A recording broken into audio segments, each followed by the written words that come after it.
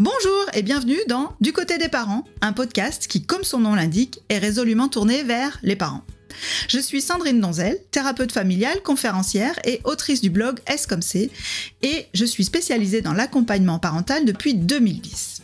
Et depuis tout ce temps, je crois avoir compris que la vraie vie des parents, c'est quand même souvent fatigue, désordre, frustration, parfois même angoisse et colère. Et que dans ce contexte, les parents n'ont pas besoin de conseils utopiques, valables dans un monde parfait, mais bien d'une approche réaliste de leur quotidien. Donc, si vous cherchez des réponses qui tiennent compte de la réalité sans vous laisser croire que vous commettez un potentiel désastre pour le développement de votre enfant à chaque instant, alors bienvenue dans Du côté des parents.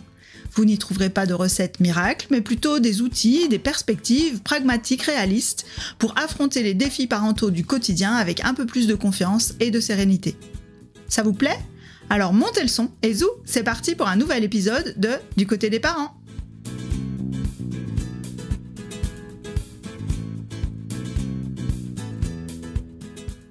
Dans cet épisode, je réponds à une question qui m'a été posée en story sur Instagram dans une session questions-réponses. La question est la suivante. Comment élever 3 enfants, dont 2 TDAH, en essayant de pratiquer une parentalité consciente depuis 14 ans et quand on a besoin de travailler pour notre épanouissement ? Je précise, ça pourrait être on a besoin de travailler pour des raisons financières, la question resterait la même pour moi, et qu'entraîne en plus une fatigue chronique. Cette question, elle va me donner l'occasion de parler de burn-out et comme il y a pas mal de choses à dire, je vais décomposer les choses en 2 épisodes. Donc dans ce premier épisode, je vais vous parler du burn-out en lui-même, qu'est-ce que c'est, comment ça fonctionne. Et dans le deuxième épisode, je parlerai à la fois des pistes pour s'en sortir, mais aussi de la spécificité d'accompagner des enfants avec des troubles, des handicaps comme le TDAH, l'autisme, etc., etc.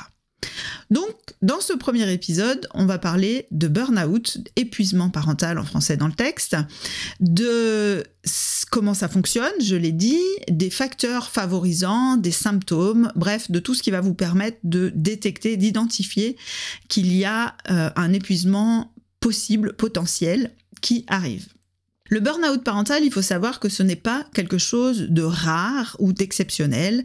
Les travaux de Isabelle Roskam et de Moira Mikojlachak, j'espère ne pas écorcher son nom, sur le sujet semblent montrer qu'il y a à peu près 5 à 8% des parents qui se disent épuisés, qui seraient concernés par des situations d'épuisement, de burn-out.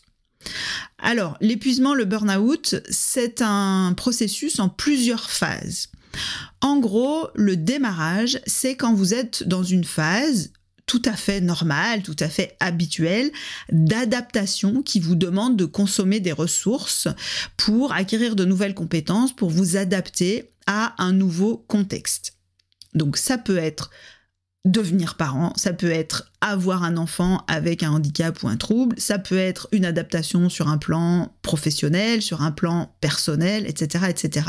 C'est ce que j'appelle la phase du super-héros.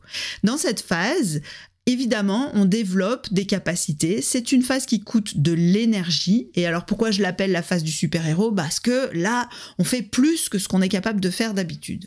Le problème, c'est que cette phase d'adaptation, de suradaptation qui consomme énormément d'énergie, elle n'est pas faite pour durer. En tout cas, notre cerveau n'est pas fait pour supporter cette phase pendant un temps indéterminé. En gros, c'est soit contextuellement cette phase s'arrête, on avait une surcharge à un moment donné et puis elle s'arrête, c'est terminé, ou bien on a mis en place de nouvelles compétences qui font que ça n'est plus une surcharge et qu'on a pu s'adapter normalement. Donc, le burn-out, il va se manifester quand cette phase dure trop longtemps. Et là, on va basculer dans ce que j'appelle la phase de la voiture folle. Alors pourquoi la voiture folle ? C'est parce qu'on commence à avoir plein de signaux qui s'allument comme sur le tableau de bord d'une voiture.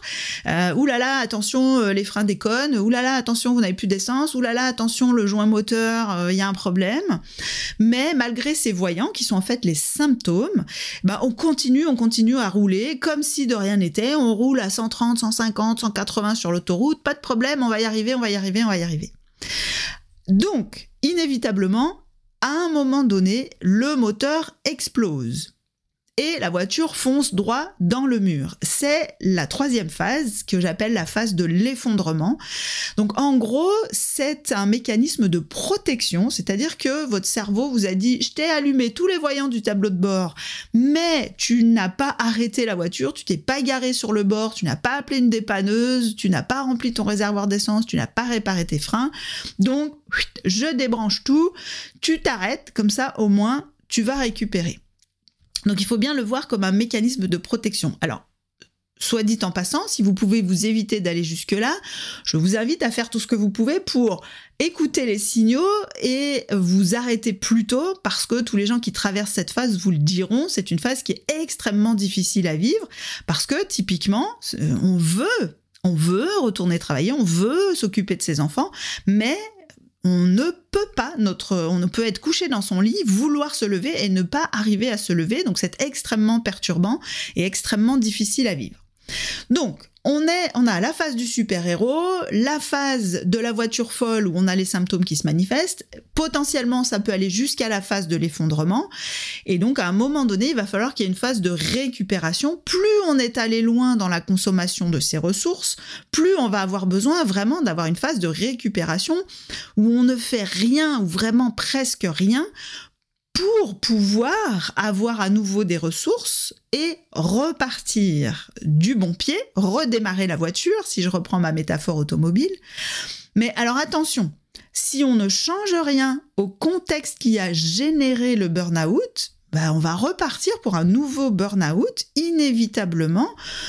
Si on se retrouve dans la phase du super-héros et qu'on fait tout comme avant, il n'y a aucune raison qu'on ne fasse pas un nouveau burn-out, même si on a récupéré de l'énergie. Ça, c'est vraiment un piège que je constate pour les gens qui font un burn-out. Ils font un burn-out, ils s'épuisent, et ils s'imaginent que une fois qu'ils ont récupéré, qu'ils sont plus fatigués, c'est bon, ils peuvent repartir, et ils refoncent dans le mur exactement de la même manière. Donc ça, c'est important à comprendre pour pouvoir mettre en place ce qu'il faut pour éviter de replonger. Je l'aborderai du coup dans le prochain épisode. Bon, maintenant qu'on a bien compris ce phénomène en plusieurs phases, je vais m'intéresser aux facteurs qui favorisent l'arrivée d'un burn-out. Alors souvent, le burn-out est mis sous une responsabilité personnelle, ce que j'appelle les facteurs personnels. Donc on va entendre dire que le burn-out, c'est quand les gens sont fragiles, qui sont pas capables de supporter la charge, la responsabilité, etc. On entend surtout ça dans le domaine professionnel, mais ça peut être une idée qu'on a. On entend dire que c'est parce que les gens veulent en faire trop, qu'ils sont trop perfectionnistes, etc., etc. Alors, il y a effectivement des facteurs personnels dans le burn-out. Le premier, et vous allez voir que du coup tout le monde peut être concerné par le burn-out, c'est quelque chose qui arrive aux gens qui sont motivés. Je le dis clairement, attention aux oreilles chastes, on ne fait pas un burn-out quand on n'en a rien à foutre. Donc, c'est quand on a envie de bien faire qu'on fait un burn-out, qu'il soit professionnel, personnel, parental, militant, associatif, tout ce que vous voulez. À partir du moment où on veut faire quelque chose de bien, on est à risque de burn-out. Mais il y a d'autres facteurs personnels qui rentrent en ligne de compte, évidemment. Il y a le facteur de l'équilibre altruisme-égoïsme, particulièrement dans le domaine familial. Quand on a un déséquilibre de valeurs en faveur de l'altruisme, qu'on a beaucoup tendance à faire passer les autres avant soi, on est beaucoup plus à risque de burn-out que quelqu'un qui est plutôt en faveur de l'égoïsme. Alors attention, je ne dis pas que vous devez vous transformer en monstre d'égoïsme, juste revoir un petit peu l'équilibre. Et surtout, si vous avez une très forte tendance à l'altruisme, mais que ça ne vous épuise pas, que vous le vivez très bien, ne changez rien, par pitié, on a besoin de plus de monde comme vous sur la Terre. Voilà. Ceci étant posé, il y a un autre facteur personnel qui va jouer dans l'apparition du burn-out, c'est la tendance au perfectionnisme. Ça rejoint l'envie de bien faire, ça peut être aussi par anxiété, donc la manière dont on gère son anxiété, qui peut amener au burn-out. Donc ça, c'est les facteurs personnels. Mais ces facteurs personnels seuls ne suffisent pas à expliquer un burn-out, à causer un burn-out. On va avoir, par rapport à ça, une conjonction d'une deuxième famille de facteurs qui sont ce que j'appelle les facteurs contextuels. Les facteurs contextuels, qu'est-ce que c'est ? C'est les événements que la vie nous apporte. Donc, avoir un enfant, c'est un événement de la vie qui est générateur d'adaptation, de mise en œuvre d'énergie, et qui donc risque de nous entraîner sur la phase du super-héros, etc., etc. Avoir un enfant avec un handicap, avec un trouble, avec une maladie, c'est aussi un facteur contextuel. Et en fait, dans les facteurs contextuels, ce qu'on observe souvent chez les gens qui font un burn-out, c'est qu'il y a une espèce d'accumulation de facteurs contextuels qui fait que à un moment donné, la charge est trop importante. Être un parent avec un enfant qui a un handicap, plus en plus avoir quelqu'un dans sa famille ou dans ses proches qui est malade, ou un décès, ou parfois un changement professionnel, ou une séparation du couple, ou une rupture amicale, et parfois tous ces événements s'accumulent et c'est ça qui fait que ça nous oblige, on a tellement de choses émotionnelles à gérer qu'on en arrive à une situation où c'est trop pour nos capacités à un moment donné. Donc ça, c'est pas forcément quelque chose qu'on maîtrise, sur lequel on a la main. Ces événements de vie nous tombent un peu dessus sans qu'on ait rien demandé. Donc c'est pour ça que le burn-out, il arrive à la conjonction de ces deux familles de facteurs. Pas seulement le personnel, mais aussi le contextuel. Et enfin, il y a une troisième famille de facteurs, qui est ce que j'appelle les facteurs systémiques. Ça, c'est le contexte général dans lequel on évolue. Et donc, particulièrement quand on est parent, je l'ai mis en évidence dans les précédents épisodes de ce podcast, il y a un certain nombre de choses qui nous tombent comme responsabilité, qui nous pèsent très fort, et un certain nombre d'attendus qui peuvent faire que ça vient renforcer.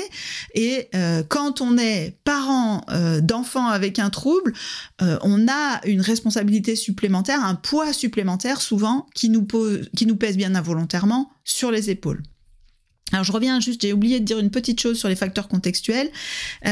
Souvent, l'événement anodin, les gens disent « Ah, je comprends pas, je fais un burn-out pour ça ». Ça n'est pas la cause du burn-out, ça va être l'événement déclencheur, celui qui va faire qu'on bascule de « c'était encore à peu près gérable avant la charge » et là, bim, ça ne l'est plus. Donc ça, c'est important de le comprendre. Il y a d'autres facteurs qui rentrent en ligne de compte dans l'apparition d'un épuisement, d'un burn-out, notamment parental. C'est l'isolement social. Si vous êtes loin de votre famille, que vous avez peu d'amis, c'est un facteur qui peut favoriser, parce que vous avez moins de soutien, moins de personnes sur qui vous pouvez vous reposer, à qui vous pouvez vous confier, ou à qui vous pouvez confier vos enfants, tout simplement.